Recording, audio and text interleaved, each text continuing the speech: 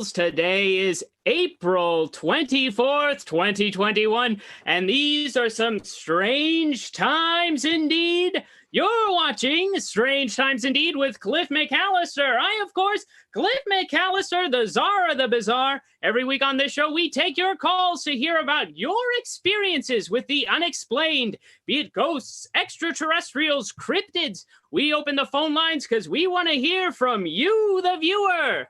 And tonight we are joined by a very special guest. You gotta be tuning in tonight, folks. You're not gonna want to miss this one. It's Sarah Cooper, founder of the American Snallygaster Museum. I don't want to waste another minute. This is going to be such a fun conversation.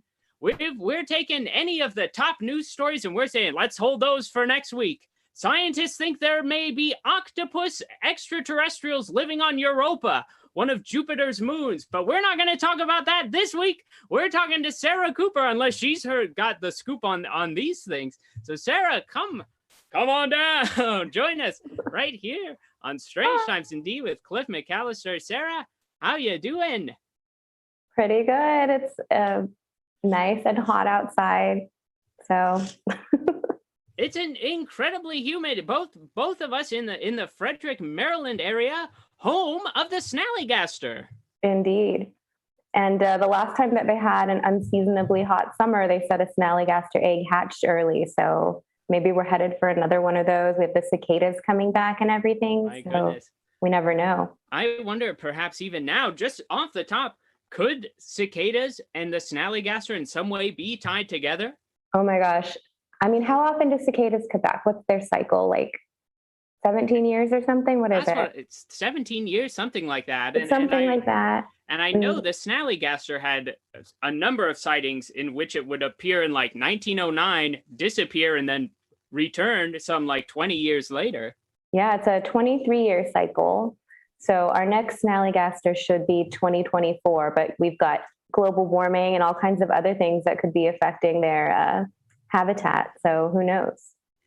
Who knows? Sarah, the Snallygaster, now in my years, as a budding cryptozoologist, as a young man reading up on it, as if there weren't a library of other books, were you fascinated with the paranormal as a child?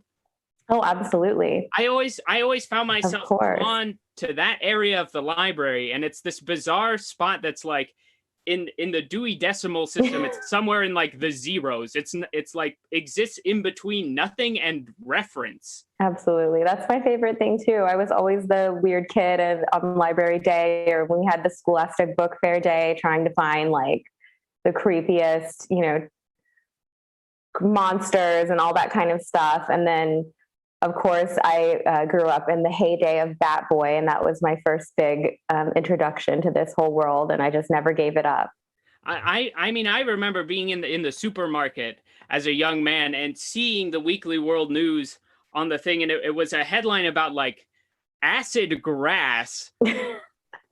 And I was stricken with fear at the thought. Like, not only did I have an odd fear of acid rain as a concept, but the idea that now I could step into a bad patch of grass and just go down. And you're just going to disintegrate, and that's it.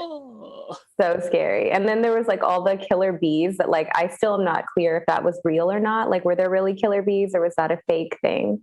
Did Hillary Clinton really sleep with a Bigfoot?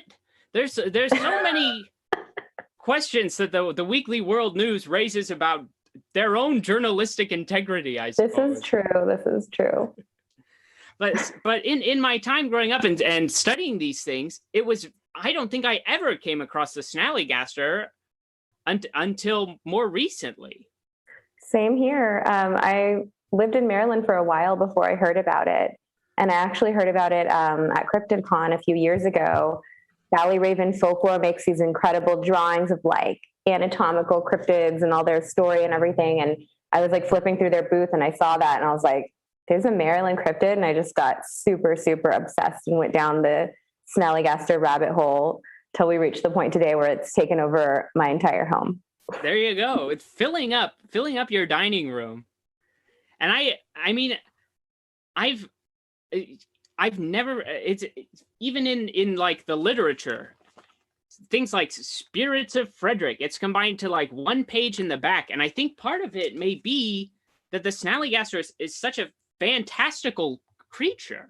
It's unlike any other cryptid. And Sarah, I find that so many places describe it just a little differently. If you were to paint a picture of the Snallygaster, like, what does this thing look like?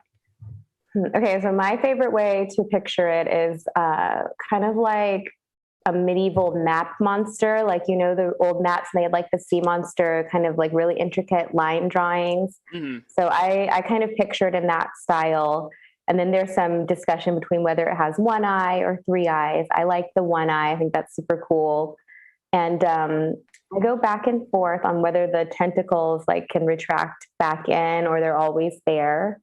So I would say it's definitely got like a medieval vibe to it for me, just because dragon and everything. And the tentacles coming out of the mouth of the Snallygaster, for those who've never witnessed this creature, really a fantastical thing. Are you? I think some of the debate too is it a beak or is it like a dragon jaw? How do you feel? Oh, I'm firmly in it's a beak camp for Snallygaster, and so it's interesting because I have a lot of art of it, and some people interpret it as like a full bird head with a beak, and then we get some pterodactyl looking guys. I don't have a lot of like straight up dragon Snallygaster art. It seems to go one way or the other and I kind of like the pterodactyl vibe a lot. And I think the Snallygaster that Stephen Blickenstaff made that's in one of the museums downtown is like a very pterodactyl-esque. I haven't actually seen that one in person because of darn COVID, so I'd really like to see it. I have some outlines and stuff of it, but... Is this one an illustration or is it a like? No, it's like a model. It's like a whole model of it. So I'll pull this out. Hold on.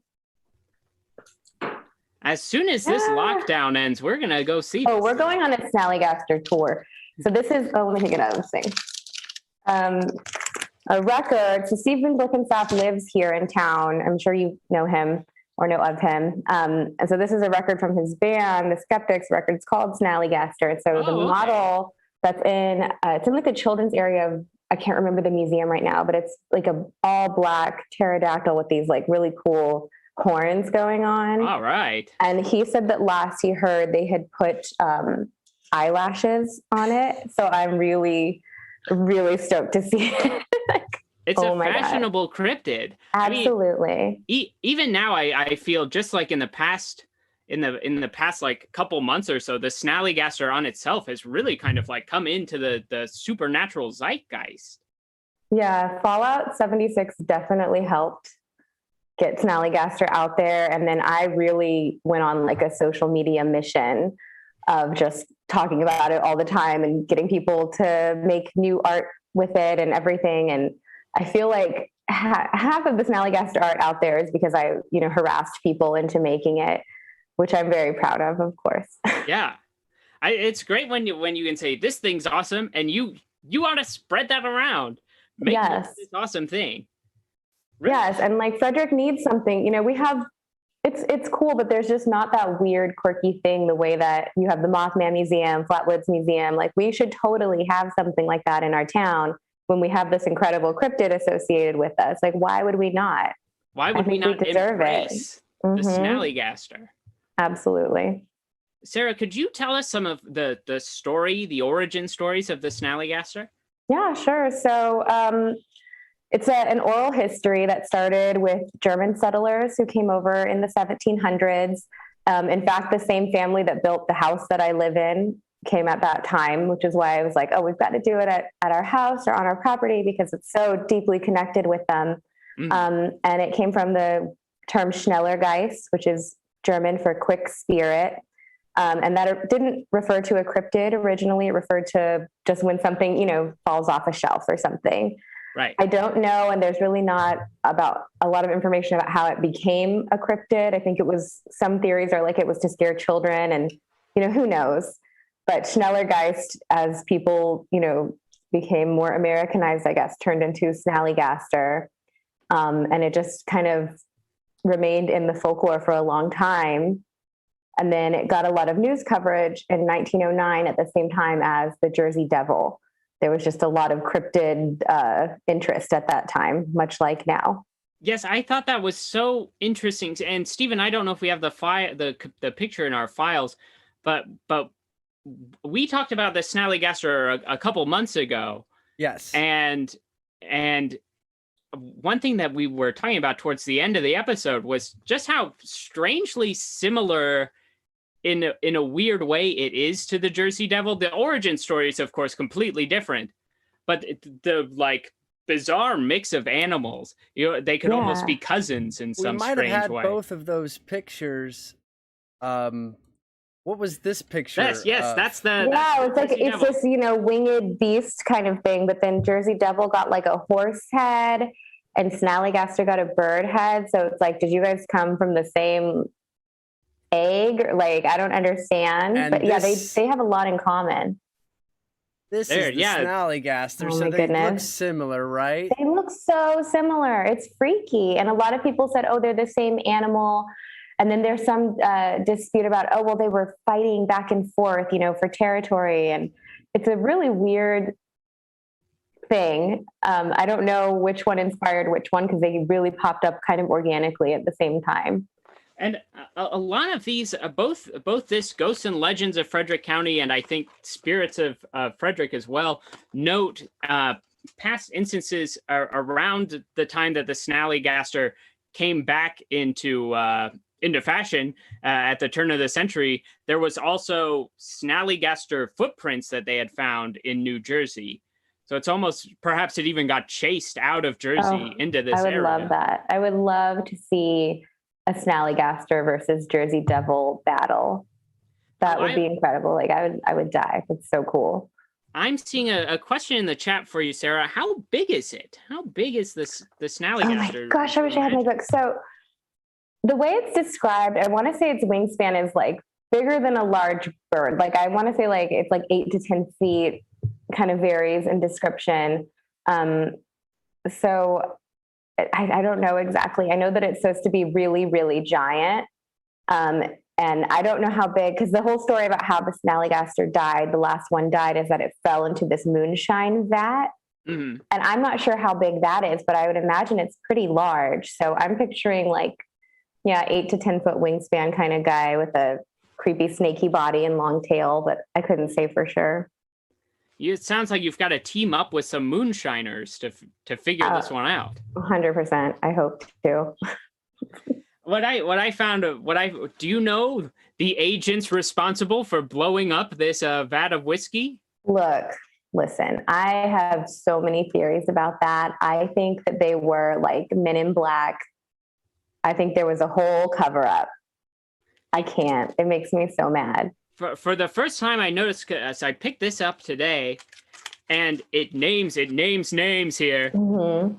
It says the revenue agents George Dansforth and Charles Cushwa. Those sound like made up names to me. Yeah, I haven't found any like record of them existing, so I'm just like, it was such a cover up. They didn't want people to know that these animals existed, and it was their chance to just say, oh, no. Mm-mm. It's 1932, and these folks roll up in a 1952 like black sedan. Exactly, just creeping. And Men in Black freaked me out so bad. Like, I'm just like, I shouldn't even talk about this too much. They're going to come to my house. Like, it's so terrifying to me.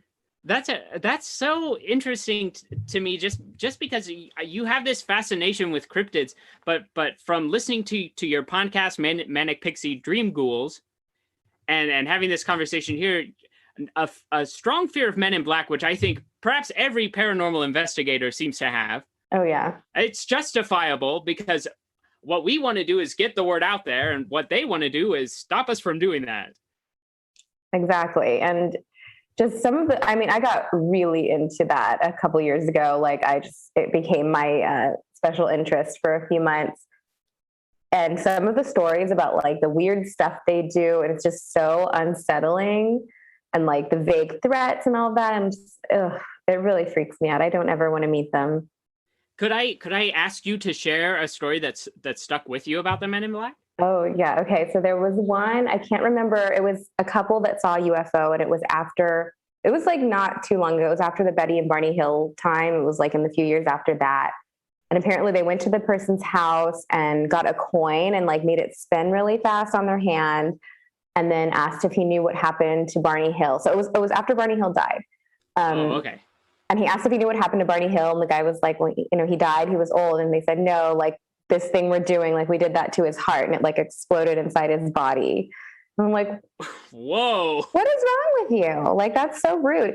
If you want to ask me politely, please don't tell about this, then that's fine. But we don't need to do that. Yeah. I'm just not down. Could you just maybe quiet down? Take it down a notch, guys. It's not that serious. Like, I'm going to listen because you're very scary and your skin's melting off. Like, chill. It's fine. We're going to spin your heart like a quarter until it explodes. And then I think it was John Keel had an encounter where they were like drinking bleach. Like it was a drink. Like, it's just, no, I don't like it. Absolutely bizarre. Those men in black are not to be trusted. Absolutely not. But not only do you have a fear of those, but a fear of the Greys. And I'm not saying all these things to exploit your fears on the show. It's okay. But it's right there. Evil. It's right there in your wheelhouse. And I mean, when you're in this paranormal world, Greys are everywhere. They're everywhere. And growing up, I was like really into like sightings and unsolved mysteries, and they were always on there. Oh, you got one? Oh no. Right. We can't do it. I dressed up as one for Halloween because it was the scariest thing I could think of. And we will periodically find the mask. Like, it's like a really realistic latex mask. Mm-hmm. And like my husband and child like to hide it and scare the shit out of me. Oh, so we'll find it like around the house randomly. And it's just, oh God, it's like, I know it's somewhere in here, but we've all forgotten. So one day it'll pop up and I'll be screaming. Oh, I don't like them. We've talked about this. The communion book cover is the scariest thing I've ever seen in my life. Yes, I haven't. Well, here, close your eyes. I will give the audience so they know what we're talking about. This is the cover of Streber's Communion. Frightening. But Sarah, what happened with you in this book? I wanted that cover because it used to scare me. And I was like, oh, I want to have it because they redid the cover. So I ordered on eBay from like some store that was going out of business, and didn't look at it because I just looked at the price and I was like, that's cheap, no problem. And I opened the box and it's just full of that, just staring at me. So our house we live in like a big historic house. We have a library, and like literally the whole top shelf of our library is that freaking book. Oh my goodness. I hate it. I should probably do like a giveaway. Someone take these off my hands. You just make that the lowest level on your the Manic Pixie Dream Ghouls like Patreon. I should. No matter what, you must get a copy of this book. You have to take it from me. Please. I can't. It's so creepy. But Sarah, getting back to the Snallygaster the Snallygaster also has some history with one of our former presidents. It does. So yeah, I so badly want this to be true. And I'm incorporating a lot of it into the museum aesthetic, but there is this big story that Theodore Roosevelt wanted to come up and hunt the Snallygaster, and that he actually postponed a trip to Europe to come up and hunt it. And it's never really been able, like, we've never been able to confirm it. It sounds so much like something he would do. Absolutely. That I'm like, I believed it immediately. And there is some record of him really postponing a trip in that time period with no explanation. So I'm like, maybe, he felt silly about it, or, who knows? It was some kind of cover up or conspiracy. So he plays a big role in this, though. I think that it's very interesting that it even, like, why would you even say that? Like, why would that get brought up unless there was something to it?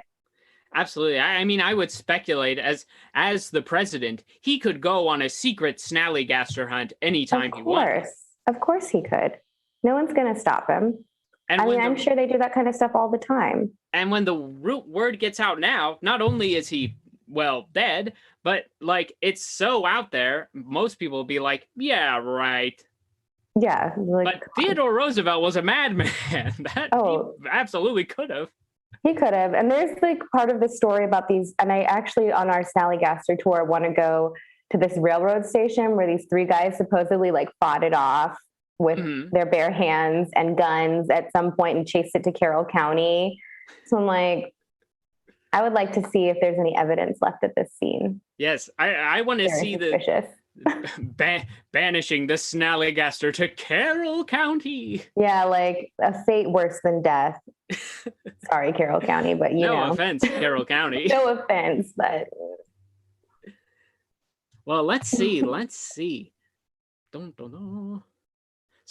So how did you get interested in the Snallygaster? What really roped you in to this particular study? Like you said, you were following I cryptids your saw whole it and I life. was like, oh, it's, it's a Maryland cryptid. And then I learned more about it and I was like, that's so weird because our house was built by German immigrants and there's all this really weird history with our house.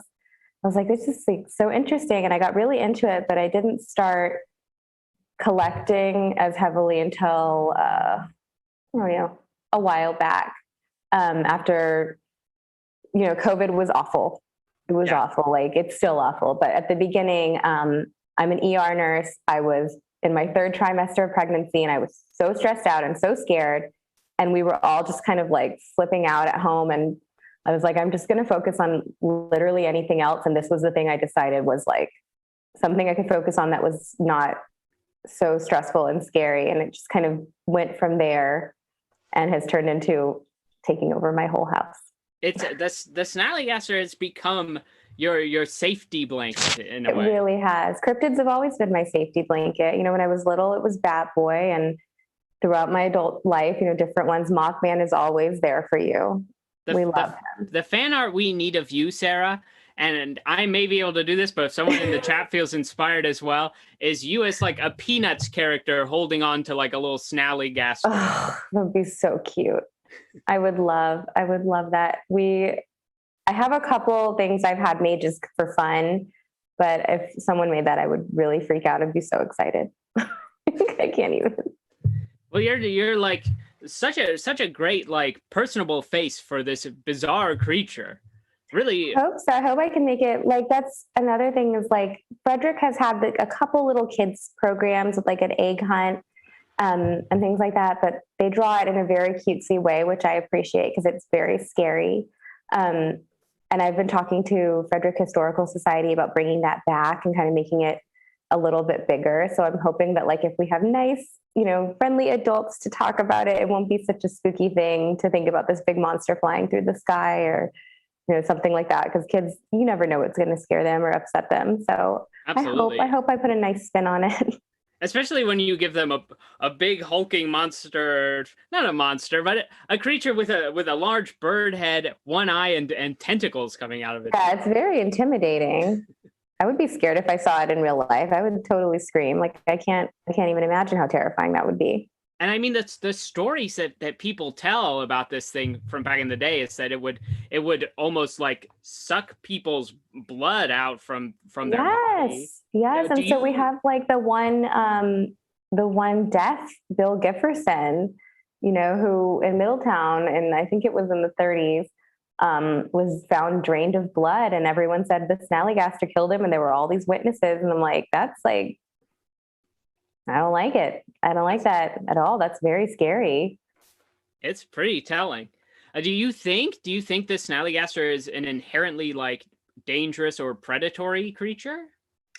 Well, I have a couple ideas about that because it has been used in a negative way before. Mm-hmm. It was used to try to scare enslaved people out of going for freedom.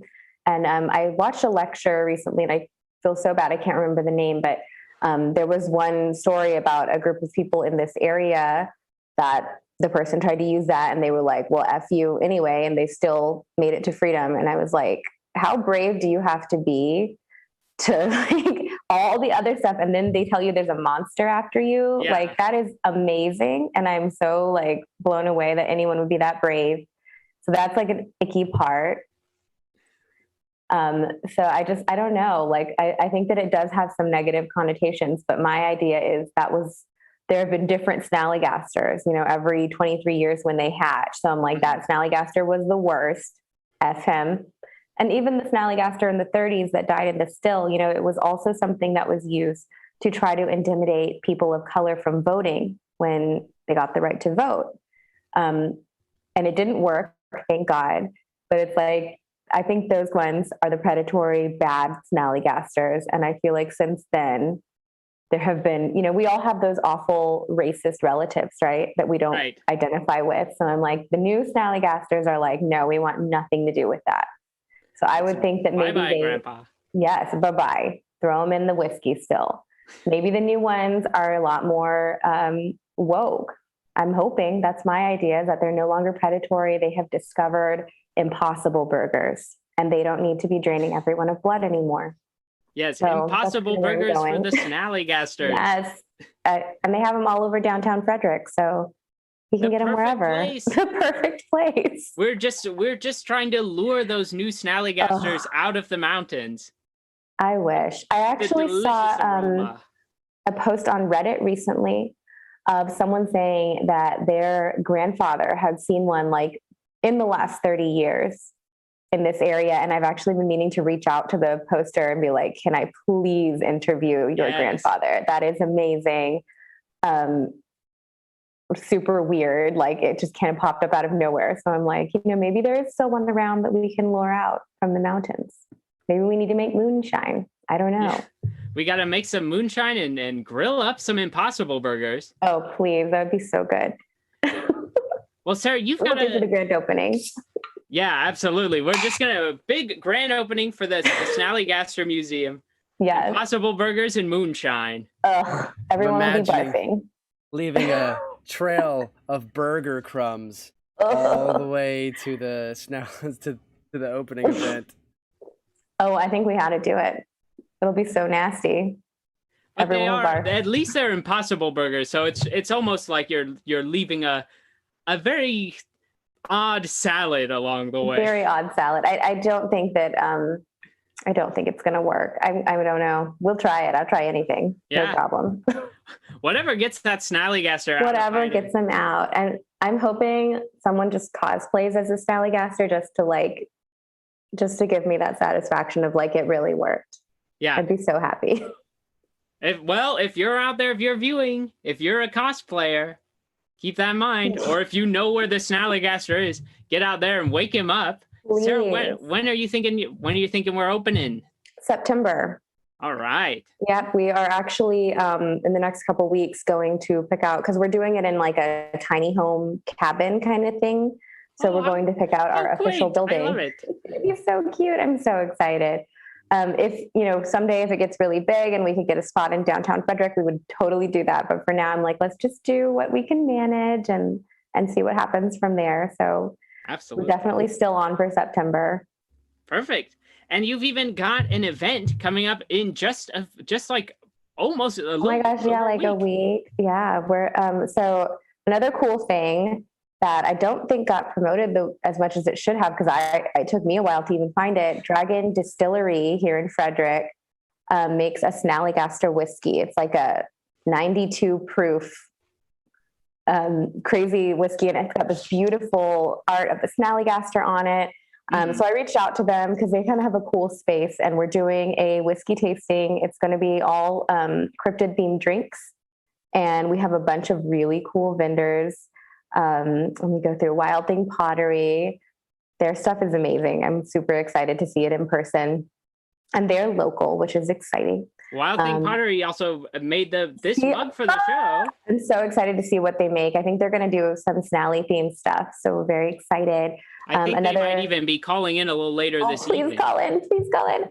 TJ Leather is another local company, and it's really cool. He's actually making these Snallygaster scales out of leather and like some really cool pieces that he's never made before. So we've had a lot of talk about what we think the skin would look like. I actually think it's all the way up there. I have this faux ostrich skin, like really realistic ostrich skin touch me thing that I do at events where people can touch it, because that's what I imagine it would feel like. So I think he's using real ostrich. It's going to be super cool. All right. Wow. And we have Avalon Accessories, which is oddities and curiosities. And they have, I was so sad I couldn't buy it.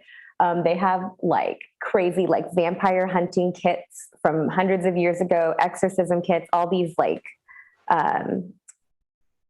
I don't know, taxidermy, wet specimen, all kinds of cool stuff. So I'm really excited to see that as well. And we have Jamie Snell. I don't know if you've seen his art. Oh yeah, his Snallygaster so cool. illustration. It might have been his. Was the background on my phone for about a month recently. Yeah, it's beautiful. So it's really cool. I hope he won't mind me telling this story, but him and I talk a lot, and we were kind of talking, and I was like telling him the story about, you know, my experience working through COVID. I thought I was going to die. Like, it was really scary. And his dad actually passed away from COVID. He didn't get to say goodbye. You know, it was awful. And he hadn't drawn in a year since his dad passed away. And we had this whole conversation. And that night he drew that Snallygaster. And I was like, holy shit. Like it's my goodness. It's so beautiful. So I'm actually going to be buying that piece. It's going to be like a pretty heavy piece in the museum, because that is like, oh my God, it's so good. That's powerful. So I'm really excited to meet him in person. He's such a good person, great artist. All of his stuff is just like, holy crap, amazing. And I think he's going to be at Cryptid Con too. So we're very excited. Oh, perfect. And Cryptid Con, you're telling me, is that in Louisville, Kentucky? Lexington, Kentucky. Mm-hmm. And that is November. Nah, it's so far away. It's so far away. It feels like forever. Yeah, so we've got like our event though, May 8th at Dragon Distillery, 21 and up, but there's no cover charge or anything like that. We'll be doing a lot of cool giveaways. The drinks are it's worth it to go for the drinks and axe throwing alone. Like, that is so cool. There's drinks, there's axe throwing. You'll be there. I'll be there. We'll all be there. I'll be there. Yeah. You better be there. Axe throwing. Oh my gosh. Woo. I'm very excited. I have my friend Megan and I have been working on a special axe throwing situation because she's in a wheelchair. So I'm like pushing her. We're annoying everybody at work about it every day. So we're like super excited for all of it. It's going to be so fun. This is shaping up to be an incredible event. Sarah, I think we're going to go to a quick commercial break. Awesome. And then we'll be right back with more Strange Times Indeed with Cliff McCallister, with more Sarah Cooper and the Snallygaster Museum, and perhaps we'll hear from Wild Thing Pottery, our friend Katie, about these about what she's going to be bringing to this whiskey tasting event, and also an interesting little egg she found. I know. I want to see it so bad. I want to see it so bad. I'm so excited. All right. So we will be right back. Don't turn on a different website, folks. Life inside during the pandemic getting you down? Worried that there's nothing you can do to pass the time? No laughs left to be had? All gone crazy? Well, bam! Guess what? Met Comedy Night is coming to Twitch. Heck, it's there right now, and you can join us every week with shows from the Comedy Pigs, Oh Crit, Strange Times Indeed, Over the Hump, and more. That's right, follow us on twitch.tv/MetComedyNight for all the laughter you need. Oh God, I don't think I can do this anymore.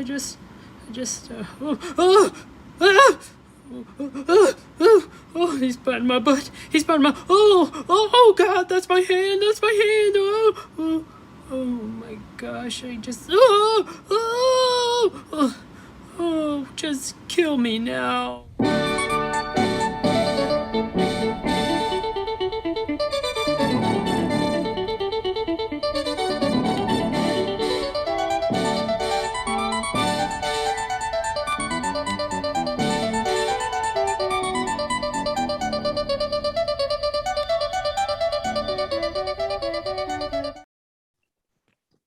Greetings, terrestrials.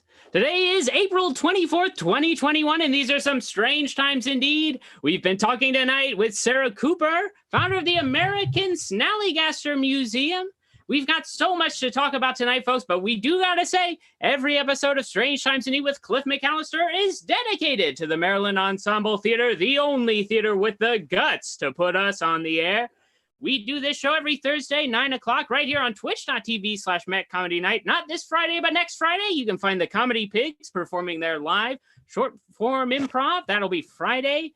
the May 7th at 9 p.m. And then 2 weeks after that, you'll find O'Crit with their Dungeons & Dragons improv show. And just this coming Saturday, the Maryland Ensemble Theater wraps up their main stage production of Loving Frederick. So be sure to check that out. Learn more about what there is to love about Frederick that might not be as strange as the things we talk about here. That's going to be Saturday at 8 o'clock. You can get tickets to that at marylandensemble.org/lovingfrederick. And we've got not only do we have Sarah, but we've got our friend Katie. She is just sitting in the waiting room. We're going to let her in just a minute, but let's go ahead. Sarah, are you all set? Can we bring you back on? Yeah, I'm good. All right, let's bring Katie on because I think she'll want to see this too. I'm excited.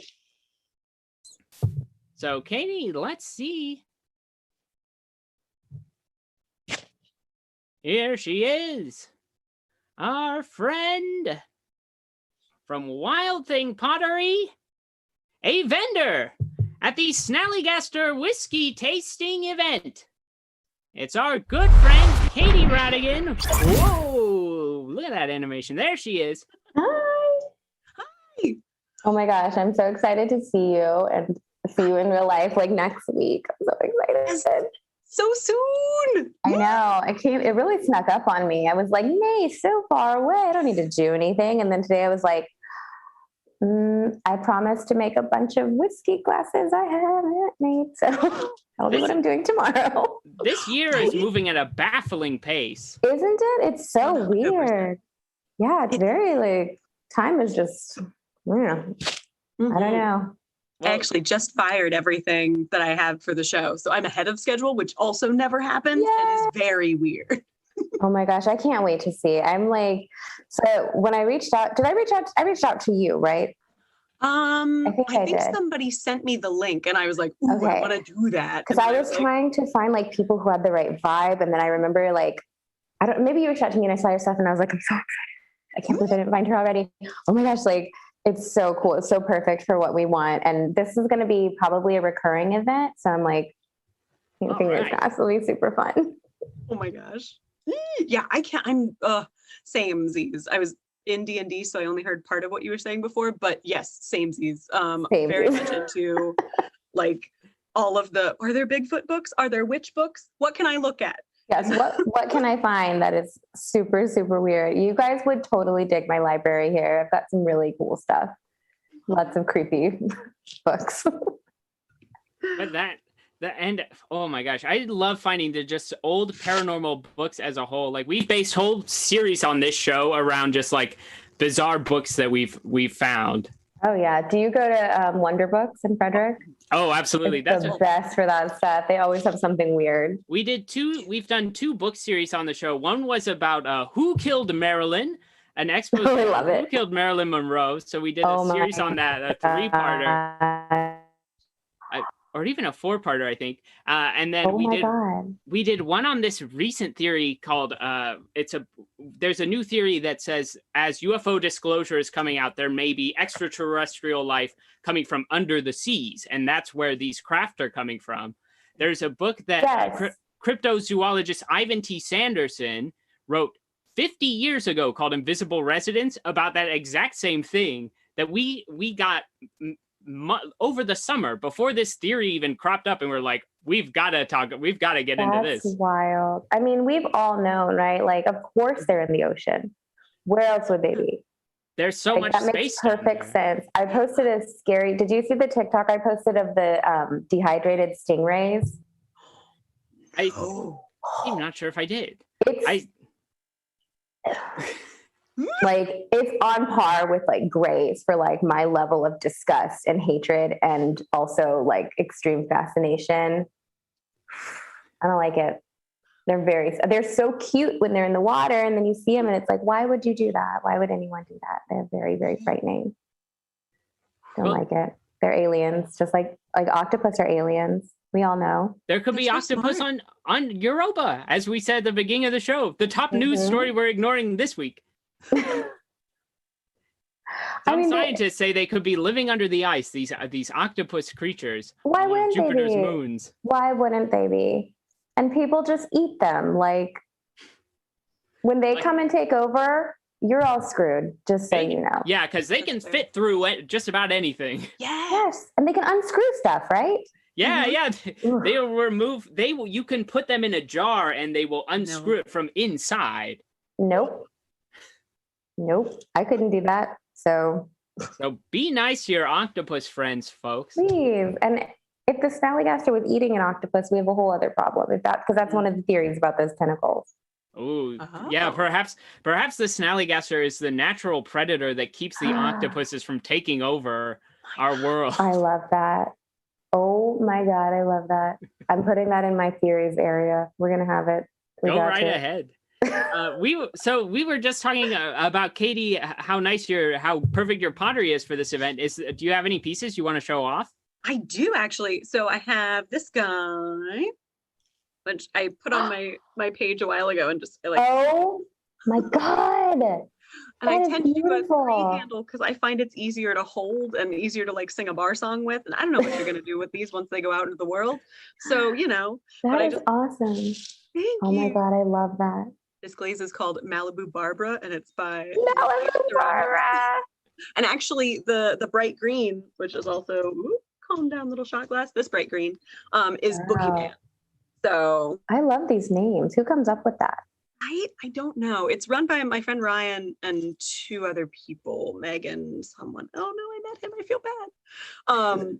But yeah, it's they have a lot of great glazes, and actually Malibu Barbara goes towards supporting Planned Parenthood, and this black one is called Witching Hour, and that goes towards a collective that supports people of lower incomes getting into artistic scholarships and stuff. That's amazing. We had a and I probably will still do it, but we had this Snallygaster hunt where we were going to hike around South Mountain and then do a lecture at this place over there. We were going to do Battling Sangria, Snallygaster versus Dueño.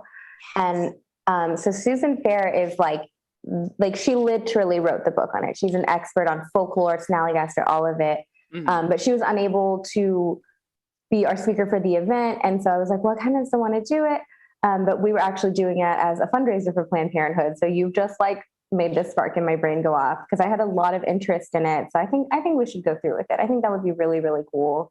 Yeah. So yeah, hopefully I can get her back on board. But if she's busy, I'll just read out of her book. What I'm talking about. So fun. Yeah, so that's awesome. I love that they all have a cause. I didn't know that. That's really, really, really cool. And I'm very supportive of these causes. That's amazing. And they're just such good glazes too. I'm tactile, and so all of these are carved very tactilely. This one even has a thumb thing. Wonderful. Okay. Whoa. You and I have to talk because I'm a tactile person too, and nobody understands. I have a list of top 10 sensations that I want to feel in life, and some of them are not possible, but number one is, when in Jurassic Park when they're hatching when John Hammond is hatching the little T-Rex, I think maybe a raptor out of the egg, and he's gently moving the pieces, and it comes out. It's definitely really warm, and then I just think about it. I've thought about it a lot since I saw the movie as a child, and I have not stopped thinking about how much I want to feel a warm dinosaur egg, and I want to feel help the dinosaur come out and feel his little head. It's up there.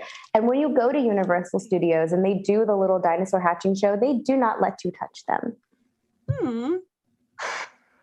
I was very disappointed. Yeah, I don't like that. I don't like it either. I bet you could make this sensation happen for me with all these glazes and pottery and stuff. I do have a couple that have broken. We could always put them on top of a warm beverage. What do we put inside of it though? That's true. So it's got to be moving. Yeah, we'll work on it. We'll work on it. We'll find a kitten or something. Yeah, because we're theater people. We can figure this out. Yeah, we can definitely figure it out. Do you have a list of sensations that you want to feel or things that you just think about, how it would feel? I don't think I was keeping track cognitively, but now that you say it, I think I do have definitely one. Do. It's somewhere in there. Yeah. You definitely do. What is it? I just hadn't named it. Do tell, please. Well, I do want to. So there's a snake that lives in my garden wall out in the studio. Oh my gosh. And I do kind of want to just befriend it and have it hang out in my hand. And and he'd coil up and be like, good yeah. Just hey, what's up, bud? Good night, baby. Oh, I think that I would bet be it would fun. be wonderful. But I want it to be like a wild snake. Like I want it to be like totally, Like done in you've one take. tamed the snake. like it's like I love you and then bye. Yes, like Cinderella, but with snakes. Oh, Cinderella, but with snakes. Actually, that would be a huge improvement on the story. Right? Just I'd coil watch around it. everybody. Like you do theater stuff. Come on, Cliff. Let's make a play. Cinderella, but with snakes. Cinderella, but with snakes and a Snallygaster. I would go see it, but the story would be over so fast because, like, the minute the evil stepmother and the sister start messing with her, guess what? Snakes. Snakes. It's over. We don't need the prince. So we just have to come up with some better plot, I guess. Oh yeah. Well, they eat the stepmother, and then Cinderella goes off and lives her own, like, well-adjusted life on her own. Yes. I would really like that. And then we for see her her thrive in the big city. Oh, I would love that for her. I think that would be wonderful. I think you should write it. We'll act in it. You didn't ask us to, but we will. Mm-hmm. You know what? We'll do it. I'll just add it to the list of eventual Strange Times projects that will go down. Yes. You know what? How about this? If everyone's going to come to the whiskey tasting, we get a couple drinks and I will act this out. We'll sit down and like plot out the whole thing. Of course, you'll be Cinderella. It'll be so good. It'll be beautiful. I love it. I'll be there. Like do the little riding exercises, and then get up on your feet with some of it a little bit. Can we improv? I would have so much fun. Can we communal, yes, communal experience of creating this work. Cinderella, but with snakes. Oh my God! Please, it's got to happen now. Live theaters coming back to the Snallygaster Whiskey Tasting, May 8th at the Dragon Distillery. Now we were talking about the tactile feeling of eggs. Katie, you found a bizarre egg in your yard lately that you messaged me about directly, and I said this might be there might be a Snallygaster connection here. I was like, Cliff, I found a really big egg in my yard. I was going out to check and see if the lilacs were there, and I was like walking out, and there was just this big egg. Shit. How big is it? Oh, my headphone fell out. It's like, hold on. No, you're good. Right, how big we is don't it? have chickens like in our yard. There's a rooster down the road, but I've never heard tell of chickens around us. I mean, I assume, but roosters anyway. But like, it was thicker than a normal chicken egg, and it was also probably about 4 inches long. What the hell? You can see there's no blood on it, so I'm assuming whatever was in it got out unscathed. And I don't know where we are in the 23-year cycle for the Snallygaster, but it was a big egg, and I'm confused. So we are 3 years off from our hatching. Okay. But are you guys Game of Thrones, like, not the show or the show's fine, whatever, but like Game of Thrones book people? I won't get the reference, but the viewers might. Well, no, because it happens in the show. They briefly touch on it in the show, but over the years, the dragons get smaller and smaller due to like different forces, like whether they're breeding them or changes in the environment. So by that logic, I think a Snallygaster could definitely get, because the first egg that they were trying to find on the South Mountain was supposed to be like this giant, like so big you can fit a horse, but also like people make stuff up, they exaggerate. But what if it's like a little small Snallygaster, like a little oh, baby. There's definitely a folktale like that with a dragon. But they get smaller, right? Like so it could be. They just grow big. Like maybe it isn't getting the nutrients it used to get. There's no more moonshine out there. We're not making moonshine in the mountains. So maybe like they've just gotten smaller over time. And there's like a little cute, oh my God. Also, hold up. Did y'all see that video from Florida of the person that said they caught a dinosaur running across their yard? That was like all over the internet this week.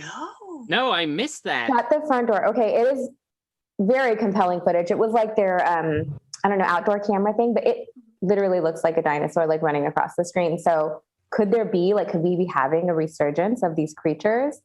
Because like, oh my God, I don't even know what I would do. Can you imagine if you saw like a little cute little baby Snallygaster? I want to befriend it. I would so want to befriend it. All right, I found the footage. Oh my God. You can see it real quickly. Here we go. Look at this. There it goes across the yard. Wait, one more time. Oh, hold on. It's That's trying to gonna start playing autoplay some a new nonsense. video about oxygen. Okay, we can navigate this. Here we go. Look at this thing. There it goes. That's a Whoa. dinosaur. It's got that Alligators run. don't It's move got that that fast. tail. It's You got the remember? tail. It's like the beginning of Jurassic Park 2 where there's all those little ones. Oh, and they eat the little girl. And they eat the little girl. I mean, we say eat the rich, and then they do it, and we can't be mad at them. It's true. They're just doing Yeah. what we've all asked. Maybe that's what's happening. We shouldn't have sent that rich little girl to that nice island. You know, they had that beautiful yacht. They had like servants and stuff. Like we didn't say eat the rich over 18. We said eat the rich. So Right. if there's like all these little dinosaurs that are going to come out and start eating them, like who am I to stop them? It's the circle of life. I can't do anything about it. Sorry, Mitch McConnell. Sorry. That's what, yeah. Well, let's put Mitch McConnell on a dinosaur island and just Oh, watch. what scares me is like, what if he becomes their king? Oh, Like, what if he just becomes like the leader of them? Like that's he's like the old turtle that they. We recognize you from the old. Yes, they all bow down. I'm like, He has returned. okay. Did you guys watch Godzilla versus Kong yet? Yes, we did a watch along on the show when it came out. There's a whole ass Snallygaster in that movie. When they first get to the island and he sees like the throne, like, you know, that whole scene where they're like, or not the island, I'm sorry. When they go to the Hollow Earth and he's Right. like picking up the axe and shit. There's one creature that's got like a bird head and dragon wings.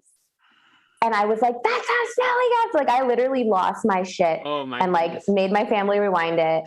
And I was like, that's that. And they were like, you just think everything is that. And I was like, it is a bird's head and the dragon's body. So I'm just saying it's in that movie and nobody can tell me any different. The You gotta rewatch it so Snallygaster you is can a look for it. part of the MonsterVerse. It is. It is. Of course. Why wouldn't it be?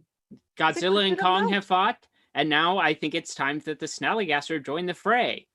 So, you know, he fights the Dwayyo, which is the dog man, you know, kind of creature.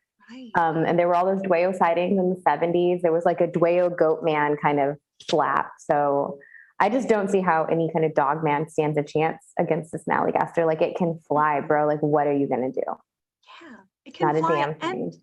like dragons and snakes and just kind of scaly things are so much muscle. Yes. Like- so much wiggling. Yeah, you're not Yeah, gonna catch that. anything. No. Yeah. Let me show you while I'm thinking of this. I did Yeah, get the let's bring this taxidermy out. Snally. We did name him Sir Frederick because he didn't have a name. So here he is in all his glory. He's got 3 eyes. He's got a whole snake here. We've got like a armadillo tail, I think. Oh my goodness! So he comes with me to all the events. This was made by Lisa Reyes. She is an incredibly talented taxidermist who did make one of those freaking freeze-dried or dehydrated stingrays. I made her promise me when I go to her house, she covers up all the fish because I really hate fish. They scare me. So he has a little barrel with the 7-pointed star, which is part of our Snallygaster lore, and he just holds it like little claws there. But he has it's like part snake and part like octopus here on him. So I just don't think anyone could win in a fight with this dude. He'll mess you up. He'll mess you up, drain you of your blood, and then drag you up into South Mountain. He will. And then you're in Hagerstown and God help you. Like, I'm just talking trash on like every other county today. I was talking trash on Carroll County like moments ago. I really got to calm down with that. Sorry. Yeah, this is unlike the other paranormal podcasts that you've been a guest on lately. This one is local, Because I'm like, well, I can talk trash on everybody now. right? I have no reason. It's fine. We just will bring the haters out to the events. We will. Oh man, I hope so. We can Look, if you want to prove that Hagerstown is cool, you better come to the Snallygaster Whiskey Tasting at Dragon Distillery. you better come out, Hagerstown. You come haul through. your ass to Frederick. It's not that far. It's Hey, not you know that what? far. Actually, would you mind showing that off again? I want to make you a bit bigger so our viewers could see a Oh, you want to see could Sir see, Frederick? yeah. HD Yeah, detail we'll on make him- this. ugh, okay. Here he goes. Okay. So we'll start here. He's got his 3 eyes, his razor sharp teeth in his Ooh, teeth. wow, yeah. There's one of his. So her take on him is really cool that the tentacles are actually coming out of his side. And there is some lore that they might be coming out of its side. So I don't know. I think this won like all sorts of awards. Risa's so cool. Like she's way too cool for school. I can't. And he's got these claws. Then we have his armadillo tail and his barrel of moonshine with the 7-pointed hex star. Because this is supposed to ward off snallygasters. Have you guys ever been into Pennsylvania and seen this, or even in Maryland on barns? Mm-hmm. So it's like it's 8-pointed. It's supposed to. Well, it started with this one. I don't know. Like, there's different ones like hex magic, but it's supposed to ward off Snally. So I like that he's like holding it, and he's like, "What are y'all gonna do? Nothing." He's like very cool. Awesome. And I don't know what kind of bird he actually is.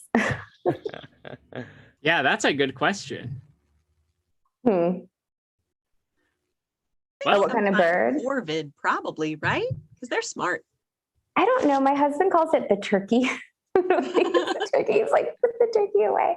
I was telling Cliff today, I had him in like my entryway on this beautiful marble stand thing. And I get off work really late, and I like came into the house and screamed so many times because it's just really scary in front of this mirror. And it like scared me every day. And it's like, okay, we have to move it to another room because I apparently can't remember that it's in my house. So he lives in the dining room now with all the other weirds. I mean, you can see all my weird stuff. He's really happy to come to the event. I'm very excited to show him off. Well, I absolutely can't wait to witness this creature in person. We're just about at wrap-up time, so folks, you gotta come down to the Snallygaster Whiskey Tasting. Oh my gosh, you do this whole show, your tongue gets twisted up by the end of it. Are you gonna bring the egg? Can we do like an investigation on the egg? No, I went out to go look for it the other day, and it's gone. The Men in Black came and took it. Right? Because I put it on the internet. I was like, guys, I found an egg. And I put my hand next to it because I didn't have anything at the time. And the next day I went out and measured it. And the next day, gone. Just like the Men in Black. There's probably a separate division of the Men in Black that was set up by Theodore Roosevelt just to handle this specific creature. Absolutely. And it's still going to this day. It saw you put that egg out and they said, we got to get that thing out of there. Oh my gosh. We got to be careful at this tasting. They're going to come and roll in there and get us.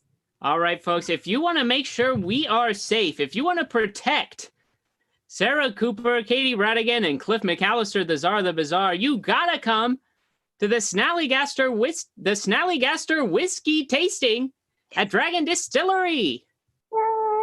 That's going to be May 8th. What time is it, Sarah? So it's 1 o'clock to 8 o'clock. It's a daytime event. So yes, May 8th. And if you don't protect us, you will never get to see our production of Cinderella, but with snakes. It's true. That's right. And that's on you. That's right. And there's the information right there up on screen. Look at that. Oh my goodness. Sarah, Katie, thank you so much for joining in and chatting with us tonight. I cannot wait to see you both in person at this event. So excited. Fans of the show will know I'm fully vaccinated, but I'll still be wearing a mask, and you should too. We will all be wearing masks, of course. So thank you to the two of you for tuning in. Steven, thank you for running tech for this show. And those of you watching at home, thanks for chiming in the chat and joining us and having so much fun tonight.